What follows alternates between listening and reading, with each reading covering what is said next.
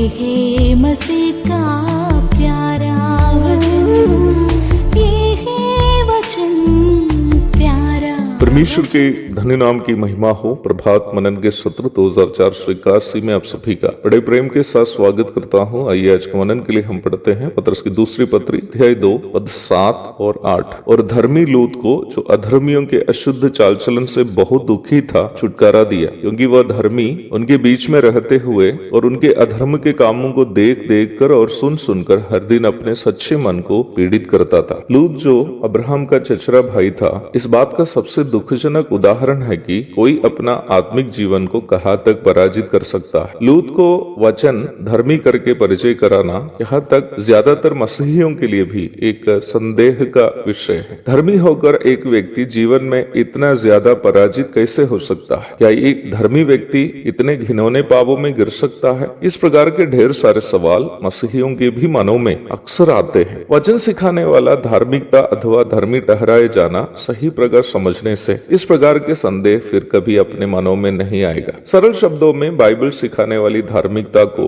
यदि समझाया जाए तो वो परमेश्वर की पवित्रता को पापी मनुष्य को मुफ्त में दिया जाने का कार्य है, या परमेश्वर एक पापी को पवित्र के रूप में यूं ही देखने का कार्य को धर्मी ठहराया जाना कहता है। और वचन ये स्पष्ट करता है कि यह कार्य पुराना नियम में हो या फिर नया नियम में, केवल और केवल विश्वास के द्वारा ही पूर्ण होता है, ना ही किसी के किसी प्रकार के कर्मों पर यह आधारित है। रोमी अध्याय 4 की 1 से 8 तक, 21 से 25 तक, 5 की 1, इफिसी 2 की 8 और 9, उत्पत्ति 15 की 6 आदि पदों को पढ़िएगा। रोमी अध्याय 4 की 1 से 22 तक के भागों में लेखक पौलुस यह समझाने के बाद कि अब्राहम ने कैसे धर्मी ठहराया गया, आगे 22 से 25 तक के भाग में यह समझाया है कि हम नया नियम के मसीहियों ने कैसे वही धार्मिकता प्राप्त की है। रोमी अध्याय 10 की 9 और 10 में पवित्र आत्मा और भी स्पष्ट रूप में यह समझाया है कि पाप क्षमा और धार्मिकता पाने के लिए क्या विश्वास करना है और कैसे विश्वास करना है। कि यदि तू अपने मुंह से यीशु को प्रभु जानकर अंगीकार करे और अपने मन से विश्वास करे कि परमेश्वर ने उसे मरे हुए में से जिलाया, तो तू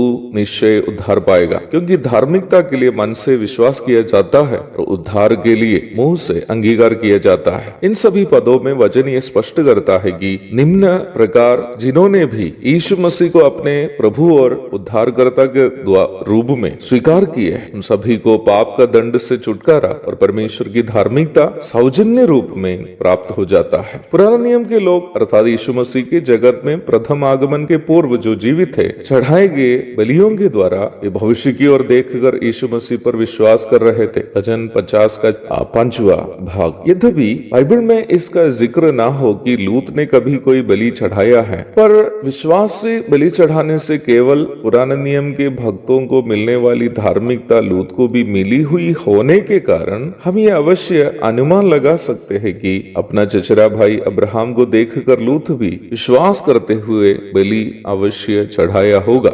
लूत को धर्मी करके वचन जब परिचय कराता है, निम्न विषय को समझने के लिए एक दूसरा प्रमाण भी हम वचन में देखते हैं। वो है परमेश्वर की धार्मिकता पाने से व्यक्ति में उत्पन्न स्वभाव। यद्यपि लूत अपने शारीरिक अभिलाषा के प्रभाव से अथवा सुख सुविधाओं में जीने की प्रेरणा से सदोम और अमोरा की ओर चल बसा था। वचन यह कहता है कि उन क्षेत्रों में जिन बुराइयां सार्वजनिक रूप में हो रही थी, उसे देखकर और सुनकर वह खुश नहीं रहते थे, बल्कि अपने सच्चे मन को अथवा सीधा मन को पीड़ित करता था। अर्थात जीवन के सुख सुविधा के लिए भले ही वह सदोम और अमोरा की ओर क्यों न गए हो, वहां के बुराइयों में वह मन से खुश नहीं था। फिर हम जो उनके लड़कियों के साथ हुआ था, उसके संबंध में ये बात नहीं भूले कि उस समय वह होश में नहीं था। अब्राहम अपनी नौकरानी हाजिरा के पास जब गया था और दाऊद बत्शेबा के पास गया था, दोनों होश में ही थे। पर हम ये भी नहीं भूले कि अब्राहम और लूत की घटना